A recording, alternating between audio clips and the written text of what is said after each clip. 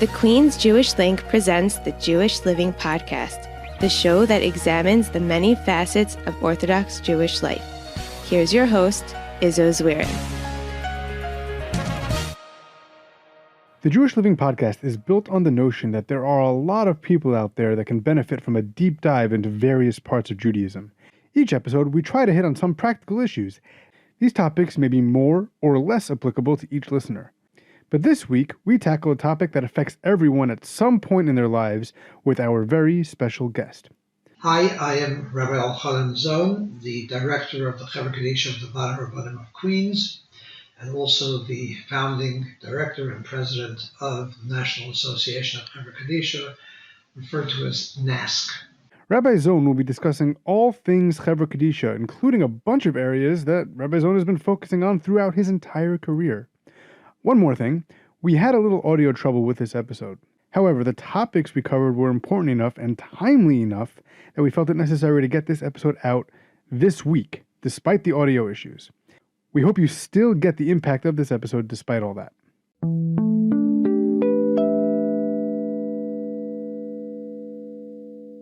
All right, Rabbi Zohn, thank you so much for joining me this week. I know we've been trying to get this going for a while. I'm so happy we're finally able to record. As a matter of fact, this is actually a milestone for us in terms of getting back to normal post-COVID. This is the first time that I am recording an episode face-to-face with somebody in their home or in their office since COVID started. We did it a lot beforehand, but this is the first time I've been able to travel to somebody's line of work. I'm honored and privileged to be that first, that is breaking down another of the COVID barriers, the COVID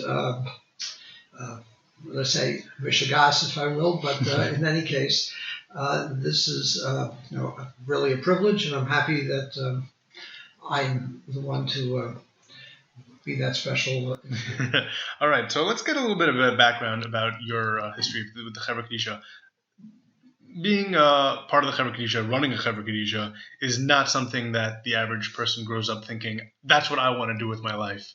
I'm curious, how did this come about that you are now heading a national organization? Well, it actually started kind of like many things do. It was bashert, it was hashgacha pratis, I would have to say. My first experience with Khabar Khadijah was when I was about 17, and I was asked to be a shomer, to be a watcher for a Rebbe in the yeshiva who had passed away, and I was taking the, I guess you'd call it the graveyard shift, but it was the late middle of the night shift from like 3 a.m. till 7 in the morning. The red eye. Okay, and I and someone else were sitting shmira in a funeral home in Brooklyn, which at that time did not even have refrigeration. So the nifta was on the floor in front of us, covered with a sheet, and we were there saying Tehillim very consistently. And at about 7 a.m., the Khabar Khadijah actually came in to perform the tahara, the preparation, and I called the yeshiva to say that I was leaving now, and we're going to take a bus back to yeshiva. And the mashgiach of the yeshiva said to me, Elchonon, someday you may want to be a rav, you're going to be out of town, if they'll let you stay for the tahara, would you want to do that? It's a terrific experience that most people never have. It's if they agree, maybe they'll ask you to say some tefillos or do something, but if you're ready to do it, I think it would be a wonderful thing. So I agreed to stay, and I did, as did my friend, as a matter of fact. Both of us from the yeshiva, we stayed. And that was my first introduction to Khabar Khadijah. But it wasn't like I left and say, this is what I got to do. That was not it. It was a very inspiring experience, very fascinating. But it was a couple of years later that the Bad Rabbanim of Queens was looking to open and found a Khabar Khadijah. There were no community Khabar Khadijah serving Queens. And there were a couple of shuls that had their own Khabar Khadijah at that time, the Queens Jewish Center and the Young Israel Queens Valley, among others, but there were very few. And people who were not members of those shuls who needed a tahara either were taken in Brooklyn or actually didn't have tahara at all. Believe it or not, in 1970, 71, which is when we started, less than 5% of the Jews in Queens were actually having tahara. Oh, wow. They might have been going to Jewish funeral homes, and they might have been told they're being dressed in shrouds traditionally, but there was no Khabar Khadijah involved. So the Vada Rabbanim of Queens went to the Vada Rabbanim of Flatbush, which had an established Khabar Khadijah. They asked them how they got started, and so they decided they would be looking for some yeshiva guys to start a Khabar Khadijah, at least for the men. And so someone actually affiliated with the Khabar Khadijah in Flatbush, knew that I had been to a tahara. So they told him to come to me because I was experienced.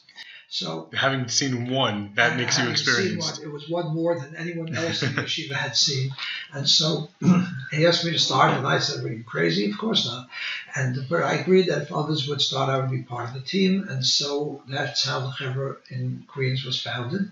I was one of the really illustrious group of yeshiva students, some of which are world-renowned today.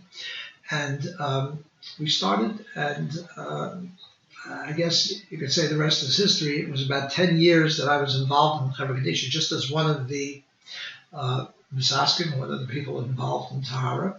That interim, I got married, had a family, and got smicha. And then there was a crisis within the Khabar Khadijah. They were looking for someone to take over the leadership, someone to lead the Chevra. I had just gotten smicha. I was looking for the perfect job in Rabbonis, and I actually was already a Rav. I had been a Rav for about 4 or 5 years at this point. While I was in Kollel, I was also serving as a Rav in a small shul in Queens, and I was looking for a bigger and better job. And I figured, so while I'm looking, I might as well take this on. So I agreed to do it for a year or two. In that year or two, I was able to, Baruch Hashem, really make the Chevra Kadisha grow and raise standards and raise the level of its involvement. And so it was a really much stronger Chevra than it had been 2 years before. And when I finally found the job that I was looking for, I wanted to leave and handed in my resignation, gave them notice. They said, "You can't leave. What are we going to do? Who's going to take over? I mean, you're doing such a great job." So, my Rosh Hashanah felt I should leave, but in the end, there was an agreement that I would ask the Shaila to Rav Yaakov Kamenetsky Zachor Levracha, who was in Florida. I actually flew down to Florida for a couple of days to have talked to him, and his answer was that if I could find someone who would take it over, then I have every right to leave, but if I can't, I have no right to leave. Oh, wow. And so I was looking for a few months until I had to give them an answer about the job. Was I taking it or not? And where was that job going to be? Well, it was actually in Milwaukee. It was in Milwaukee. It was okay. Wits. It was actually a job offer from Wits at that time. And so it's not something you could have done at the time from both of them, right? There was no way to do it from Queens. And that needed full-time involvement. Right. In any case, really the Chevra at that time was a lot of involvement. So, as they say, the rest is history. And you couldn't find someone, and then you stuck around. Yeah, finally. In any case, that's how I got involved. I kind of fell into it, and built from there, I guess. Yeah. All right. So I started the National Association of Khabar Khadijah as a way of really running programs. Mostly it was lectures. Conferences for Khabar Khadijah in the 90s, the early 2000s, but then it grew, and so now it's a much larger national organization that really does national work with the national staff and so on. We're going to get a little bit into that a little bit later, but for those of my listeners, most of them will probably know what the Khabar Khadijah does, but can you give maybe a Cliff Notes version of the things that the Khabar Khadijah does? The Khabar Khadijah really takes care of people from the time of death, sometimes even a little earlier than that, until the burial, generally. Khabar Khadijah in a shul will very often also go into the home and set up the home for the shiva and make sure there are minyanim, quorum, people davening in the house. But the job of our Khabar Khadijah, and most Khabar Khadijah, particularly communal Khabar Khadijahs, is to go in at the time that a person dies, maybe to the hospital and transport them or help transport them to the funeral home, then provide someone to stay with them, which is shmira, and then to actually perform the tahara, which means the preparing of the body, dressing it, and putting it into the aron in the appropriate tradition which we follow. And there's a tremendous emphasis on both chesed, being kind both to the person we're serving as well as to the family, as well as the minhagim, the traditions that we are careful about, and a lot of respect is given. In a case where there's a more, let's say, graphic situation around a death, the Khabar Khadijah does that as well, right? Yes. The Khabar Khadijah takes care of every person who died. Now, there could be situations where the one part of the process or another might be modified if there was, God forbid, an accident, or there was, even a homicide, or there was, there are situations where someone is found after a long period of time that might compromise exactly how it's done. But the Chevra Kadisha always should be involved in the process because we follow the customs, the traditions, the minhagim for that specific process, that specific situation. Right. Okay. So the reason that we're having you on this particular week is Shabbos Vayechi, and I know that you have a big campaign that goes on Shabbos Vayechi, and we'll get to that campaign in a second, but I want you to explain a little bit as to why the importance of Shabbos Vayechi, that you decided that this is the parsha that you're going to tie to this campaign. Okay. So this campaign we have actually has two parts. The campaign is focused on end of life, and it's focused on the medical part of end of life as well, to be prepared for medical emergencies that people face. And as from Jews who live by Torah, there is a very clear responsibility to maintain life in many instances. And so there is a need for people to, have someone who can make decisions for them, because if we leave it up to the hospitals, sometimes their ethics committee or their whatever they believe is not consistent with the Torah ethic. Okay, so it's very important to have something in place that if God forbid someone comes into a hospital, where they can't speak for themselves. And it could be anyone as young as 18. If they don't have a proxy that they put in place to speak on their behalf, they don't have what is known as patient autonomy, the power for a patient to decide their own medical decisions and care. So what ends up happening is if there is no proxy, then the hospital takes over. Now, there are certain family members in some states, not all states, who may have power, may have position, but the extent of that is certainly not the same as it is for the persons themselves. So we advocate for people to take care in advance to make sure they have a proxy in place, someone who will have that same power to speak for them, and also a rabbi in place who will answer questions should there be halachic questions that arise, so that the proxy will be able to work together with the doctor. A doctor could not say, well, we have no reason to speak to this rabbi because he has no standing. Well, he's in your healthcare proxy as someone who will make those decisions that takes care of the HIPAA laws and any questions the hospital might have that speaking of. So they have to give them the information. So this is something that we also advocate for. And then, of course, to be prepared for things that need to be done after death. Right. For some people, it might be just having some kind of an arrangement. For others, it might be having graves. Okay, many people just don't have graves. Even, God forbid, a younger person passes away, and even though they may not have necessarily have been at an age where they should have bought graves, okay, because people at the age of 30 or 40 don't really know where they're going to be in 30 years from now, okay? And that's reasonable, but at least have a plan. At least let those around you know that, I really would love to go to Israel if I could, okay? Or, there's a family plot that my family has had for years that I would consider, or my shul plot, or whatever it might be, but have a plan, have something in place, even if you've not made a determination and reserved the grave. Things of that nature that deal with end of life. So we've expanded Shabbos Vayechi, the Shabbos Vayechi program, to include end-of-life preparedness, being aware of the issues, how to prepare for it, and do that. Vayechi is the portion of the Torah, although it's Vayechi, it's not life, okay, and we live. Right. But our belief is that even after death, when life ends, it's a new life, which is really an eternal life. And so one of our bylines, one of our slogans, if you will, is respect life here and hereafter. It's respect for life in medical decisions and prolonging that life, taking making the decisions we need to make as well as the hereafter. So Shabbos Vayechi is the perfect time because the first person to be ill in the Torah and have his child take care of him was Yaakov. Got sick. In fact, the Gemara tells us he asked to become sick so he would be able to prepare all these things. And he asked for his son Yosef to come, and he laid out exactly what should be done and where they should bury him, how they should bury him. The entire portion is him giving direction to his children. It's him telling them where to be buried. And so this is the perfect parsha in the Torah to address all of these issues. So we kind of, actually I did this in the 80s, even before NASCK existed, when I was, getting more involved in Khabar Khadijah in Queens. We used to actually put ads in the newspapers. In those days, we weren't having any newspapers, mainly the Jewish press.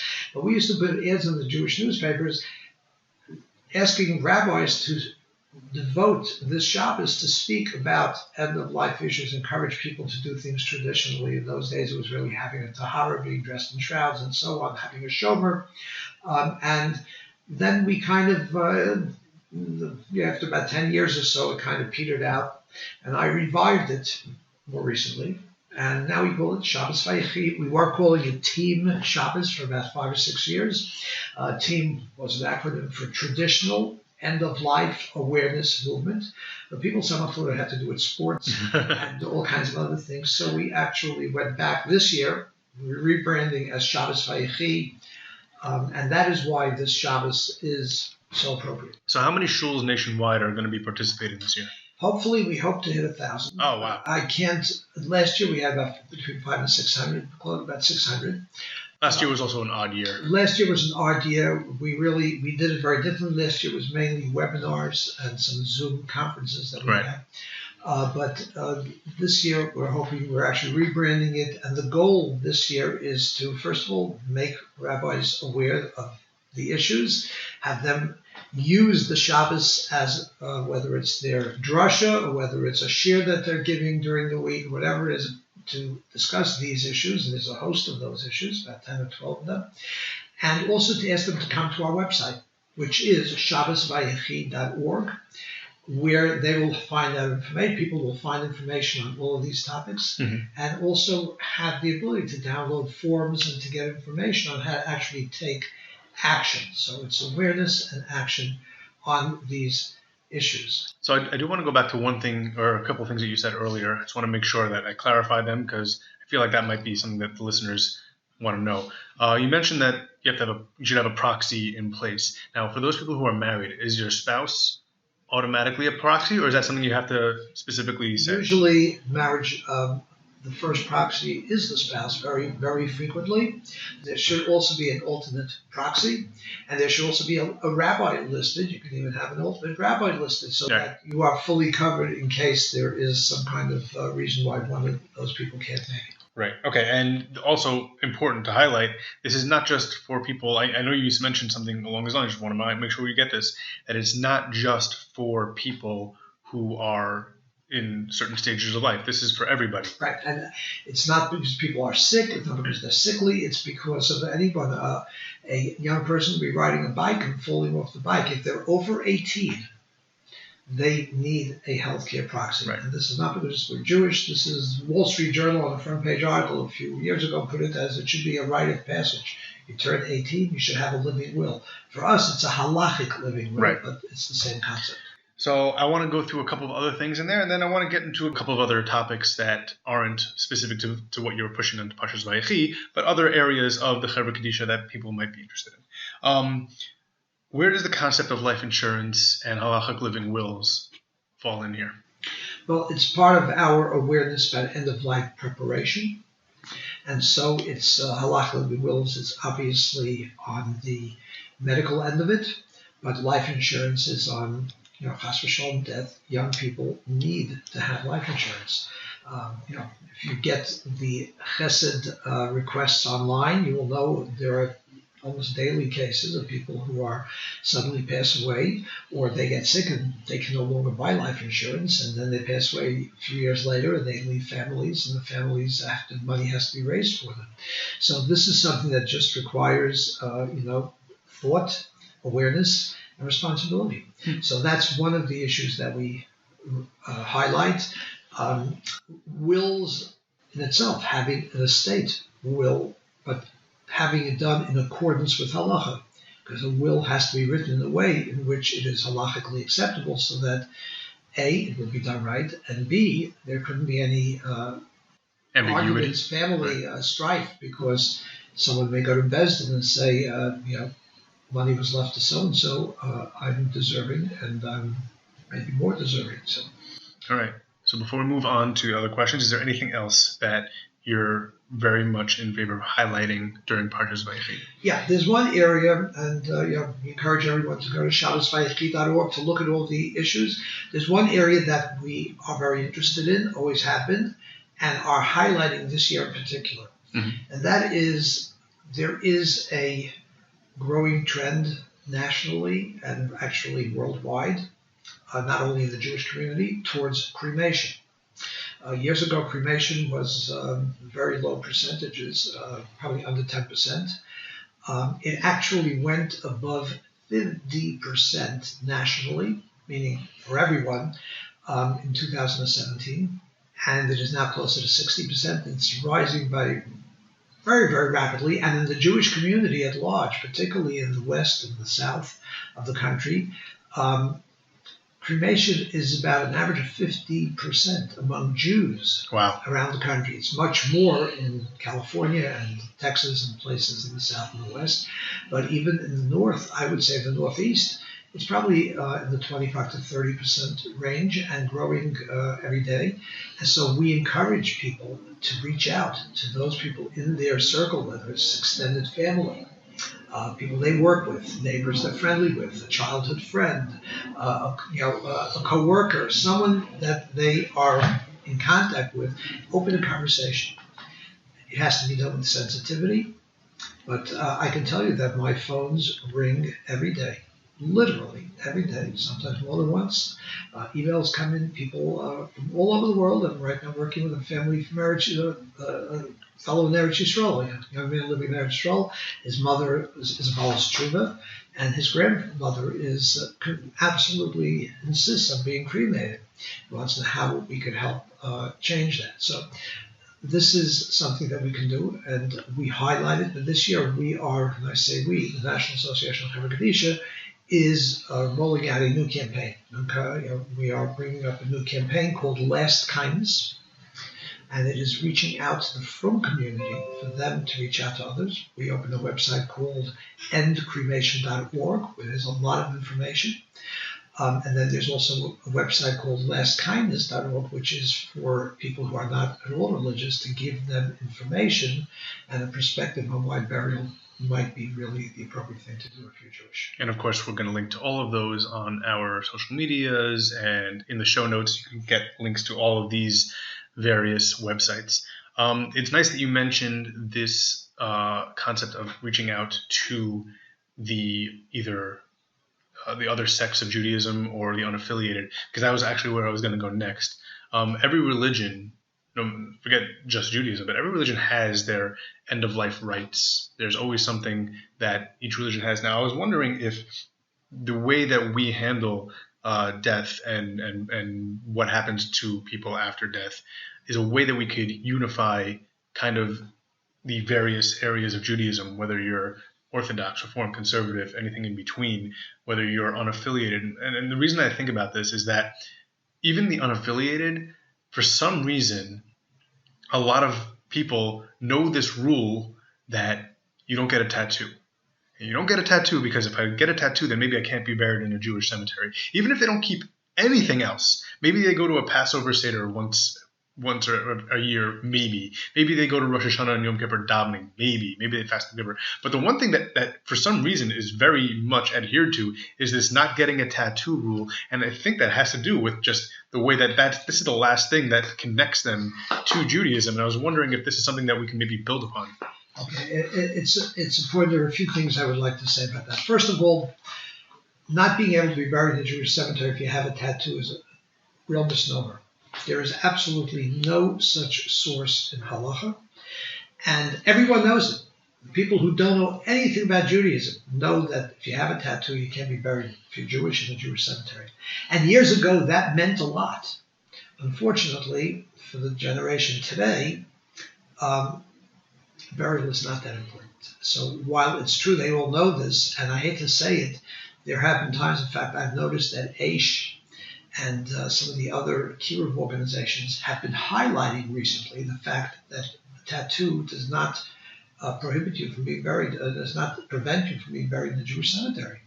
Because some people said, why should we be buried? Might as well be cremated. We're not going to be buried in the Jewish cemetery anyway, so I can't be buried where my family is. So, and because of that, it's working in reverse where they're cremating, and it's really based on a misinformation, on fake news, if you will. Okay, so the fact is that people did know that, and people do know that. But I wish I could say that that still holds true, that people see themselves as, at the end of life, being going back to the cemetery and being buried among their family. It's true, it's some of the older people, but even among the present older generation, it is becoming less and less so. Not to say there aren't many who are unaffiliated and are conservative reform who do it, but there's a very large percentage, and as I said, as much as 50% of people to whom it means very little. And so it's not really true. On the other hand, one of the things that we've actually talked about, I've spoken about in some of the lectures I've given about cremation to the unaffiliated, I point out that, in fact, it's the next brochure that I've been working on, which we haven't gotten done by any means, was that Jewish burial equals Jewish unity. There's no place where Jews of every kind and stripe come together as the cemetery. That's where every Jew, in fact, cemeteries are really the best source of the history of a community. If you want to know about a community, go to the cemetery. And you'll see who's buried there, what the epitaph says, what they appreciated, who's buried with who, and you really can learn a great deal from a cemetery. So to some extent, it's true, it's an argument, it's a point, but it's not as prevalent as you might think. And it would be a great thing to do, particularly to bring families together, bring communities together. But people, especially in a world where intermarriage is so rampant and Jewish education is really so limited, it's not quite what it was 30 or 40 years ago. It's unfortunate. Now, you did bring up another area. You're giving me my transitions are very easy tonight. I very much appreciate it, because you mentioned visiting a cemetery, which leads me to my next topic, and that is sort of a niche topic, but very close to my heart, and that is Kohanim. Because as a Kohen myself, I can't visit a cemetery, and I can't do a lot of the things that a lot of other people. I can't be a shomer for the most part. I can't do a lot of these things. Now, what are there things for a very small segment of the population, admittedly, to be able to do to help out in this area? Well, obviously, they can't be very involved directly with the body. Right. But nevertheless, they could certainly be involved in the shiva part of it. If it's a Sudas Havra, there are cemeteries where Kohanim actually are placed at the front of the cemetery. Right, around the edges. Can visit. We actually opened a cemetery in Florida 3 years ago, January of 2019. And that cemetery has a roadway that is wide enough for a Kohen to be able to walk on it and be able to see the first rows of the cemetery. Yeah. And we reserve them for Kohanim. I've actually been to one where my great-grandmother was buried in I don't remember if it's Staten Island or New Jersey, but there was a giant road in the middle, and we were able to come down on my great-grandmother's plot was a little bit further in, but we were close enough that we were able to hear Kaddish. Yeah, so that's where you have to just be careful that you don't go under trees. Right, it's very open. But there also, it's very fascinating. I know this to be true in certain cases. There are stories of people who were Kohanim who actually dug the first grave at the cemetery. In fact, when we opened our cemetery in Florida, we invited Kohanim to come in and dig the first grave. And we had a very large number of Kohanim who came and participated. It's like the only time that we could do it. Pesach Kron, I know, has a story of someone in Amsterdam, if I remember correctly, who dug a grave for the first time in a cemetery. Yeah, these are things, but as a general rule, Kohanim don't participate directly, hands-on, with the care of the body.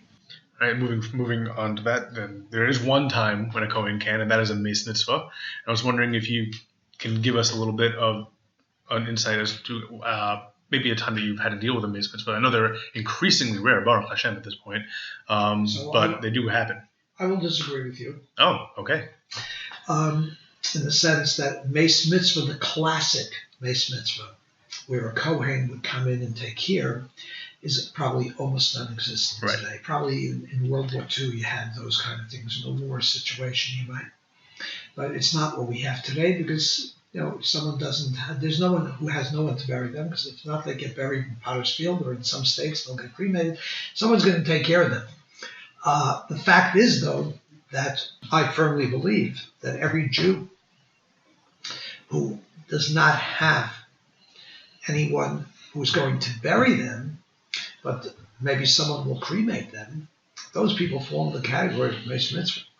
So really, Kohanim today, by helping to bury a person, even if it's not physically on site, could certainly be involved in Mace mitzvah. And a large part of what's driving cremation is cost. It's much cheaper. Cost for graves has skyrocketed. Where it used to be a few $100s, they're now on average about $6,000, $7,000 a grave. And then there's a few thousand to open the grave. Funeral homes are expensive. A lot of people are opting for cremation, which is $1,000, sometimes even less, or a couple of $1,000s. So there is definitely a need for people to get involved in taking care of these people who would not otherwise be buried. Right. So that is certainly what we would call a Mace mitzvah today, and the Kohanim certainly can be involved in that. So let me ask you just a question that I've always been curious about. Cemetery gets paid for the burial, for the opening the grave, a lot of that thing. But eventually, cemeteries fill up. How do cemeteries continue to be able to take care of these plots once they're no longer bringing in an income in order to be able to do that? It's a very important question, because people don't always realize, why is it so expensive? There is ongoing costs. Cemeteries need to have funds. So most states have certain requirements for cemeteries to put a certain amount of money into a perpetual fund that will maintain the cemetery in perpetuity.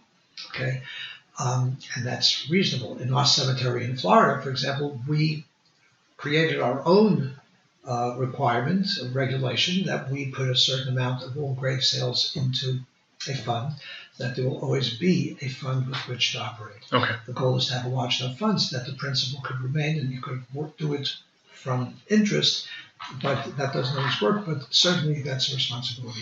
All right. Well, this has been probably my most depressing episode. No offense. It's not an easy topic to deal with, and we've only been talking for about a half an hour. This is your life. How do you kind of deal with that? As you're not an undertaker, that's not your job, but you're dealing with death all the time. How is it something that you keep your spirits up with? Well, it's first of all, it does take work. I think you will find that people can get used to anything very quickly. I hate to say it, I think the more difficult challenge that we have as members of the Khabar Khadijah many times is maintaining our sensitivity. It becomes part of your daily routine. Not to say that there are moments where, whether it's someone you knew that you're dealing with, or it's something tragic, a young person, or something you could relate to in your own life, but you deal with it by recognizing that this is life. Death is universal, just like birth. Everybody goes through it. And we're very fortunate that we have a really tremendous zechus to have the opportunity to be involved in taking care of these people. And, I guess to a certain extent we focus on not so much who they were as individuals, but really more on the fact that each one of them represents a Tzelem Elokim. Our work, by the way, is unique in the sense that everyone is buried exactly the same way. we prepare a body, whether they were the Gadol Hador or they were a homeless person, exactly the same way. We prepare someone with tattoos from head to foot, okay? We prepare them with the same cover that we do for someone who went to shul 3 times a day and learned Torah all day. Okay, the fact is that what we're really giving respect to is the Tzelem Elokim, and we try to focus on that as a person. We try, we try not to get that personally and emotionally involved, but it does take work. It takes work to maintain sensitivity, recognize that for this person, this is the only tahara they're going to have. In the Khabar Khadijah there have been times when we've gone out to do 4 or 5 taharas or more in one night. How do you maintain sensitivity? The idea is to really, we actually write the name on the board each time we start a tahara. I always tell everyone, just focus for this man or this woman. This is their cover, and that's the only one they ever have. Right. So we try to work on that, but it's you need to focus, and there are things, look, doctors, I think, in many ways have a harder time. I think, to me, it's harder to go into a nursing home and feed people, okay, which many people do, because they're crashing and they're crying and they're in pain and they're helpless and sometimes hopeless, and our people don't really say very much, okay? Right. So in a certain sense, it's not that hard, but you do have to, you come face to face with reality of life's, the fact that life doesn't go on forever. Right. And but I think it just requires work and the recognition of what we're doing and how important it is. It's funny, I asked a similar question to a social worker who was a crisis counselor, and it's also very difficult for that type of line of work to keep their spirits up.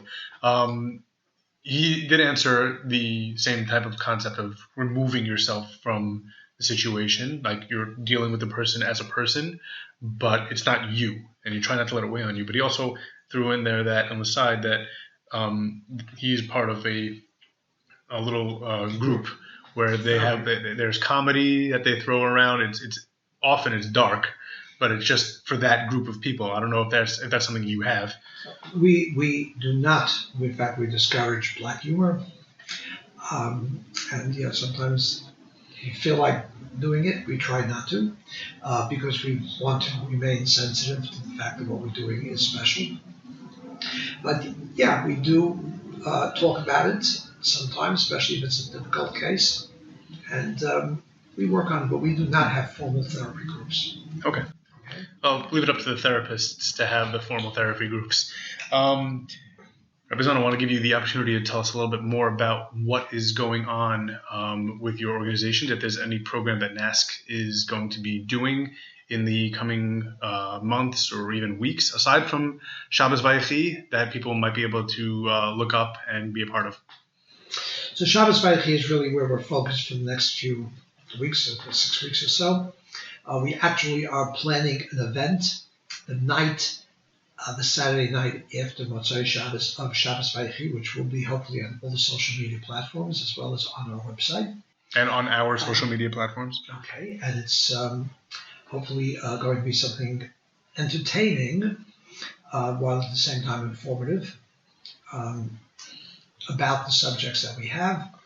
And I think it'll be very worthwhile. But again, it's all part of the Shabbos Vayechi. We encourage anyone listening to this that if your shul is not part of Shabbos Vayechi, to encourage them to join. All it really takes is just focusing on an end-of-life issue and visiting our website and getting the information.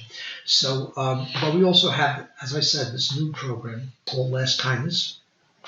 There are 2 websites. One is Cremation.org, which is focused on the Orthodox community, reaching out and how to reach out to those who are less observant or those who are less affiliated. And the other is LastKindness.org, which is really focused on the non-Orthodox, those who are not affiliated, those who are non-observant, encouraging them and giving them information on how they can choose burial rather than cremation. And if someone out there is listening and says, you know what, I'm inspired, I want to go and volunteer to be a shomer, or I'm a Kohen, I want to give money to a great organization, where can they do that? They could do it at shabbosvayechi.org or at NASCK.org. A lot of information on end of life and all of these things. For example, we have People don't know this, but on our website at NASCK.org, we actually have about 30 videos that are from different well-known personalities, rabbanim, psychologists, on the issue of nechama, of dealing with grief, how to be menachem avel. Okay, and you can watch these videos. They're free on the website, and learn about how the best way is to be menachem. There's people who would like to hear the view from a woman's perspective. There are about, I think, 8 or 10 interviews with women who themselves have gone through loss in their life, as well as many rabbanim and some people who actually have gone through loss and how they deal with it. So it's something that we have that's available at all times. But Last Kindness is really where we are going to be focused for a while, and it's a very exciting program. We encourage everyone to participate, whether they want to help reach out and looking for information on how to do so. They want to learn how they might reach out to non-affiliated in their community. We are looking for volunteers who are able to speak to groups, and once lecture will provide them with PowerPoint presentations and so on. And also for those who are struggling with someone who is cremating, whether they themselves are considering it or someone in their circle is considering it, and they want advice on how they can best get the information, or what's the best pitch they can make and how to go about doing it.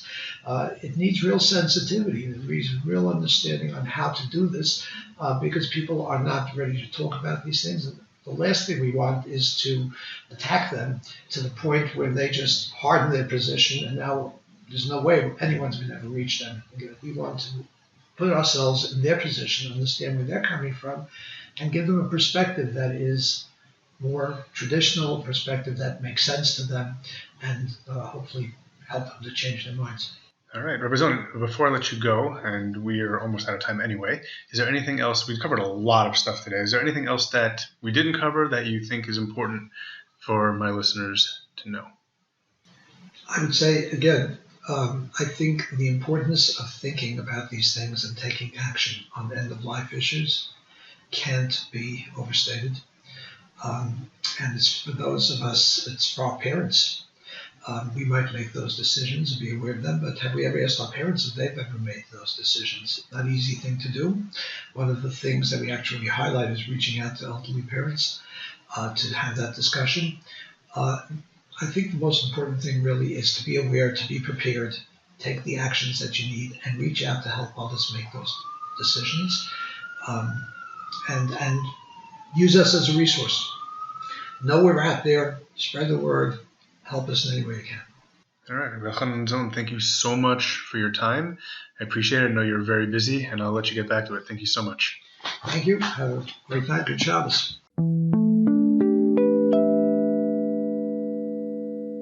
My thanks to Rabbi Elchonon Zohn for joining me this week.